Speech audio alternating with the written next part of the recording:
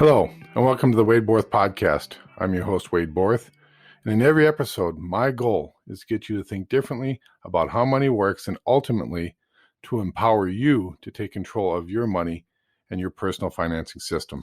Hello, and welcome to the Wade Borth Podcast. I'm Wade Borth, your wealth strategist, and today we're going to talk about the government and taxation. I know this is not anything new. We've talked about it many times.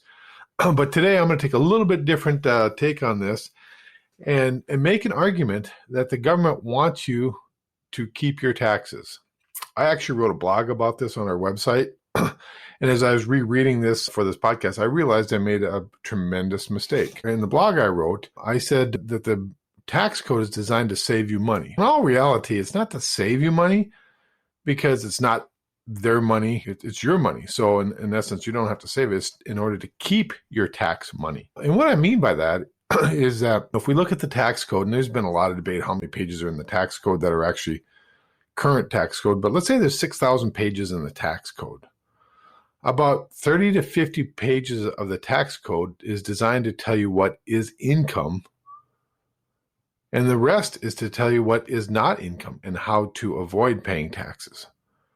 So what I mean by that is the government really wants you to not pay your taxes legally. They just give you different incentives to do it. Now, some people are going to call it loopholes. I'm going to say these aren't loopholes. These are just laws that are written, and those that understand it and those that can take advantage of it should and do. It's your obligation to pay the least amount of tax legally that you're obligated to pay. And if you want to pay more, that's fine. But really, in my mind, it's your obligation, it's your duty to pay the least amount because, again, whose money is it, right? I'm a firm believer that you know best to do with what's best to do with your money versus somebody in Washington or in your state capital telling you what's the best to do with your money. Because quite frankly, we all know that people have an agenda, and when they have your money, a lot of times they can push your agenda. Or their agenda, not your agenda. You're the only one that can push your agenda. And that's, again, we've talked about it in different blogs and different podcasts, that what people do with their money tells them what's important to them. Again, if you're giving money to charity, using it to grow business, helping others, whatever it is, growing your family, putting your family in position of security and safety, those are all things that are important to you. And so at the end of the day, what you do with your money and how you act with your money tells you a lot about what's important to you. And again, when somebody else takes your money, because that's really what taxation is, you don't have a choice. They take your money, they give you options of how much, but they will take your money in taxes. And what they go and do with it is, again, what's important to them, not necessarily what's important to you. So on today's podcast here, we're going to talk a little bit about taxation and just some thoughts around it, some general thoughts around it. Not going to give you tax advice. I'm not a CPA, I'm not a tax advisor, but we're going to talk about just general thoughts around taxation. And I'll make the case, and again, I'm going to go back to a point that Tom Wheelwright makes. And Tom Wheelwright is the CPA for Robert Kiyosaki. And his point is, and again, this is where I got this, is there's about 6,000 pages of the current tax code, and only about 30 to 50 pages of that 6,000 pages contains the definition of what income is. And the other 99.5% of those pages is designed to tell you how to not pay taxes. And so what we have to understand is the why, right? So what governments understand is that they can use taxes to influence behavior. What do I mean by taxes to influence behavior? So for example, if they want to discourage smoking, drinking, tobacco, all the what we might call sins, they have sin taxes, right? So they have additional taxes on top of those things with the idea that maybe you would use less, or if you do continue to use them, that they'll collect revenue to help offset the cost that those things have on society. And you can argue what that amount is, if that's truly what they're doing with it. But the idea is that they're trying to influence behavior. And how does that affect us? Why am I even talking about that? Because I think it's helpful for you to understand that if you understand what, and this goes really back to what Nelson Nash used to, in his book, Becoming Your Own Banker. He says, if you know what's going on, you'll know what to do. What I'm trying to do here is just help you understand what's going on, so then you'll know what to do. So again, my job and my passion is to empower you to take control of the banking function and really your financing functions in your life. But the first step to that is for you to know what's going on. So again, I'm going to go back to the taxation of certain items. Again, we'll call it the sin tax, is that they're trying to reduce, theoretically, they're trying to reduce the usage of these items, right? The drinking, tobacco, alcohol, smoking, whatever it is. So that's what they're trying to reduce. And then again, collecting money and offsetting some of the cost. Other parts of that is that they tax your driving. In today's day and age, there's a big push to reduce the amount of miles put on by people. And why do we see that? Is because there's more and more taxation being put on mileage or on gasoline and or mileage. We see at my state, there was a big increase in that push to do that. They'll say that they want it so they can repair roads and infrastructure, but also if you could reduce the amount of use of those items, bridges, roads, and stuff like that, you're going to have less repair as well. So again, they're trying to use taxation to influence your behavior. Another good example of this goes back to, again, what a common employee in a business might call a loophole for those that own real estate.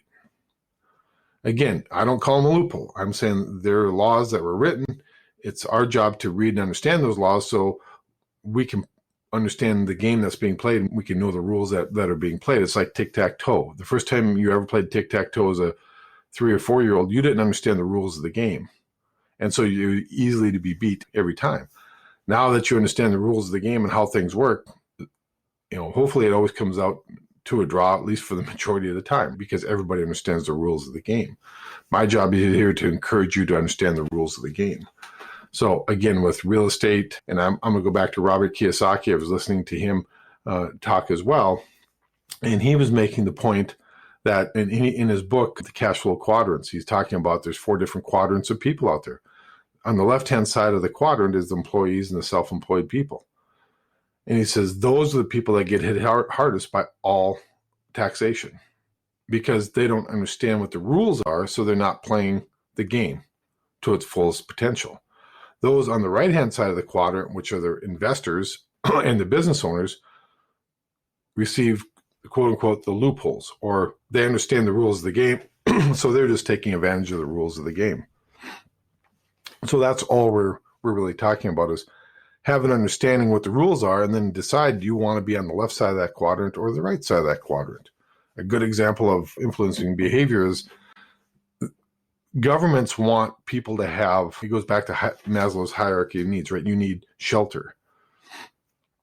So why do we get depreciation? Why can we write off interest? Why can we write off expenses for having rental properties or investing in apartments or whatever it might be? It's because government understands that we want cheap, affordable housing. And so therefore, they're going to allow certain people, I'll pick on Robert Kiyosaki, to go and build or invest in rental properties in order to reduce his tax liability. It reduces his tax liability because he can depreciate and write off all those expenses. And it offsets his income to do that. Again, it's trying to influence behavior. They understand that they want people employed, so they want businesses. And so they're allowing businesses, the people on the right side of the triangle, to take advantage of other opportunities to write off and deduct expenses to run their business. With a common everyday employee that's either working for an hourly wage or working for a salary for a business, what advantages or quote unquote loopholes do they get? They get very little. So the question is, if you understand this, and again, that's much deeper and you need to do a lot more studying on this, but just open your mind to the idea, the possibility that you might want to move yourself from an employee side on the left-hand side of the triangle. Again, this comes from Robert Kiyosaki's The Cash Flow Quadrants. Moving from the left side of the quadrants, or the left quadrants, over to the right side. And the right side of those are being investors and being business owners. And so what does it take to be an investor? Are you out there looking for ways for passive cash flow where you can run a business? Does it have to be a multi-million-dollar business? Absolutely not. Could it be? Sure, why not? But just the idea of, what if I would take some of my time and effort and start an understanding how a business works, and now that I can be a business owner, be an investor, maybe in real estate or maybe in an online business or whatever it might be, having those ideas of, well, knowing that tax benefits flow to those people on the right-hand side. Again, they're not loopholes. They're just things that are written in the tax law to encourage and to influence behavior. Now I'm going to understand what those are, and I'm going to find a way to take advantage of it. Again, if you can have even just having a simple thing as having a home office in your home will help allow you to do things legally to reduce your tax liability. Other things that are out there from being an investor standpoint is, again, if the government wants to influence your behavior, they want to see a lot of, in today's environment, they want to see green space. They want to see environmental impact being limited. So they're allowing investors to reduce their tax liability by investing in certain things and giving you a tax deduction, reduction in your tax liability by investing in easements or conservation programs. So these are all things that are in the code. It's right there in the code. And all we have to do is understand what's in the tax code. And am I a person that loves to read tax code and understand it? Absolutely not. It's probably the least thing that I want to do. It's probably right up there with a root canal for me. But I understand too that it is important enough to have at least an understanding. And I go back to Dan Sullivan. He wrote a book, Who Not How. Do I need to know the tax code? Absolutely not. Let me find, I don't need to know how, but I should find out who knows that, and then hire them, invest in them to be able to advise me on how to take advantage of some of these things that are out there. And I know it sounds like a lot. You might think, oh gosh, I don't have the time or the money to understand this. But if you're wanting to break the bonds of being on the left-hand side, because again, people that are on the left-hand side are the ones that have very little, I don't want to say very little influence, very little impact on what they can do and change in their taxes. And somebody said, well, I can contribute to my 401k. Yeah, but that's not really reducing your taxes. That's just deferring your taxes to a later date to where the tax code might be twice as where it's at right now. And so part of that is having an understanding that getting a tax paid and out of the way today and not deferring a liability is much, much better, because we don't know what the tax code is. We don't know what that liability is going to be. It's an unknown liability for people that have 401ks. I'm not saying don't invest in your 401k. I'm just saying have an understanding. Understand what's going on and you'll know what to do. And that's all I'm saying is educate yourself to the idea that a 401k is not a reduction in taxes. A reduction in taxes today. It's not an elimination of taxes, because it has to be paid sometime in the future. So somebody might say, I have a Roth 401k. Hey, that's great. Did you reduce your taxes? No. The money that went into your Roth was an after-tax dollar that went into a Roth. Now, the growth on that is going to potentially come out tax-free. But again, that's the game that you're playing in a government program. Can they change the rules?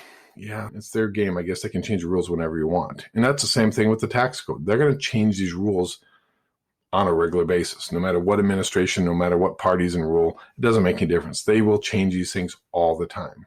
Have somebody that's competent that can stay up on top of it. You should be staying up on top of it. You don't have to be an expert in taxation, but find somebody that maybe that is. And again, I'm not going to say, a lot of people will look at that as a cost item. If you have a CPA that costs you some money, if they're doing their job, they should be saving you a tremendous amount of money. And what I mean by that is they understand the tax code. They'll be able to direct you how and when and where you should be thinking about different things in order to reduce your tax liability, not just deferring your tax liability. If you have somebody that says all you can do is defer, ask the question. Ask the real poignant question. How can I actually reduce my liability? What can I do to move myself from that left side of the quadrant to the right side of the quadrant? I want to be an investor. I want to be a business owner. Again, it doesn't have to be anything extravagant, but it could be the first step to taking yourself out of that position of being the employee that really has very little tax benefits coming back to them. They're the person that pay the biggest and largest taxes, are those that don't have an understanding of the tax code and aren't taking advantage of that. Again, it's just what we're talking about is, how do you legally reduce your taxes? The information's there. We either have to learn it ourselves or we hire somebody that understands what that is. And then we take action of how do we move my income from being generated on the left-hand side of the quadrant, again, going back to Robert Kiyosaki's book, to being on the right-hand side of the quadrant.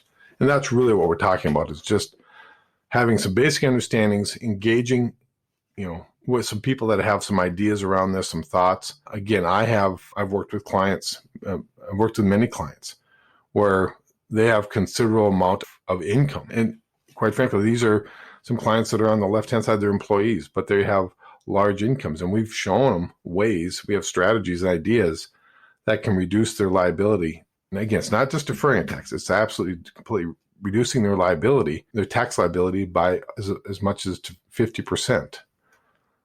So if somebody's got, what I mean by that, if somebody's paying $50,000 in taxes, income taxes, or $100,000 in income tax, or whatever tax bracket you might be in, is there a possibility? Are there ways that you can say, I want to take that $100,000 and I want to take it down to 50, or I have $50,000 liability? What I mean by liability is the actual money that the government takes from you.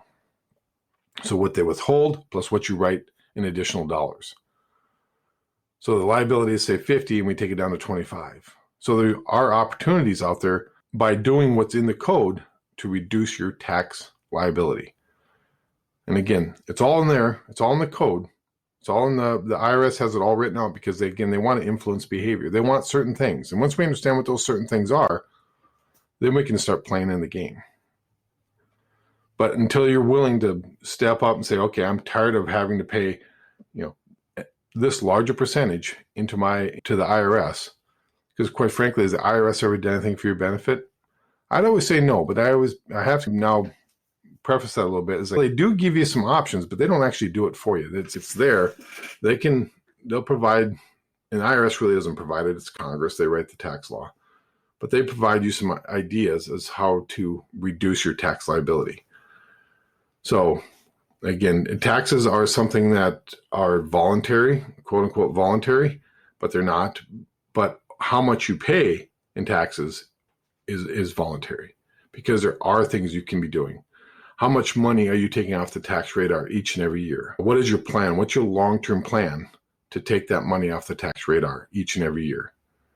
Because ultimately, at least in my world, what I want to do is, I want to have, when I get to the point of wanting passive income, I want as much passive non-taxable income as I possibly can get. That's my ultimate goal. And then the second part of that is legacy, right? So I want to be able to pass that in the most tax efficient manner to the next generations or to whoever else I want to pass it to. And if that's something that is in line with your values, if that's what you want, let me show you, let me empower you to take control of that. Let me give you some ideas. Again, I'm not going to give you tax advice. That's for a CPA or attorney. But it starts with the idea that, yes, I can take advantage of some of that. What are some of those ideas? What are some of the passive income ideas that can get me started in having my own business? So if you're interested, hop onto our website, sagewealthstrategy.com. Take a look around, read some of the information we have, read our blogs, shoot me an email, ask me for a time that we can sit down and talk about these ideas, because one of the biggest wealth destroyers that we have, and I've talked about this and I've written about this, is taxation. And so many people think there's nothing we can do about taxation. And quite frankly, I was there for a long time too. I didn't understand that there are a ton of things you can do to reduce taxation. But now I'm to the point where, again, taxes aren't necessarily voluntary, but how much you pay in taxes can be voluntary. And so there are options out there. And so let's have that discussion, just talk about different ideas of how that fits your value system. Because again, it's more important what you do with your money versus what the government does with your money. I would rather have you save 50% of your tax liability that you're shipping off to Washington, D.C., so they could squander it. I'd rather have you save that, and then you find the things that fit your value system that you can use to put your money towards. Because ultimately, that's where the biggest impact comes, is when you put your money to work for those things that are valuable to you, those things that are important to you, that have the same value system as you have. So again, aligning your values up with what your actions are is really what I'm here to do. I'm here to empower you to align your value systems in what you're doing financially and with your dollars. So again, reach out to me, schedule a call, send me an email, wade@sagewealthstrategy.com, and let's talk about some different ideas, some different ways for you to take control of those dollars that you're unknowingly or unwittingly sending off to somebody else to spend. Because again, it is your money.